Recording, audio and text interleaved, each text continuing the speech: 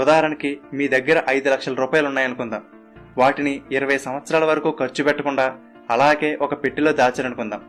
20 సంవత్సరాల తర్వాత అవి తీసి నా 5 లక్షలు నాకున్నాయి, నేనేం నష్టపోలేదనుకుంటే అది తప్పు. మీరొకటి గమనించాలి, కాలం గడిచే కొద్దీ డబ్బుకుండే విలువ తగ్గిపోతుంది. ఒకప్పుడు 100 రూపాయలు తీసుకుని మార్కెట్కి వెళ్తే కావలసిన కూరగాయలన్నీ తెచ్చుకునేవాళ్ళు. ఇప్పుడు అదే 100 రూపాయలకు ఒక చాక్లెట్ వస్తుంది. ఇప్పుడు 5 లక్షల రూపాయలకు ఉన్నంత విలువ 20 సంవత్సరాల తర్వాత ఉండదు. కాబట్టి మీరు ఆ విలువ అంతా కోల్పోయినట్టే. అదే 5 లక్షల రూపాయలతో ఎంతో కొంత స్థలం కొన్నారనుకోండి, 20 సంవత్సరాల తర్వాత దాని విలువ ఎంత పెరుగుతుందో చెప్పక్కర్లేదు. డబ్బు సేవ్ చేయడం అంటే జమ చేయడం లాంటిది.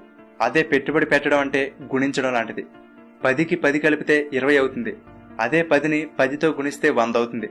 పెట్టుబడిలో రాబడి అనేది ఎప్పుడూ కూడా కాంపౌండింగ్ పద్ధతిలో పెరుగుతుంది. అందుకే మనం కూడడం కాదు, గుణించడం నేర్చుకోవాలి. కాబట్టి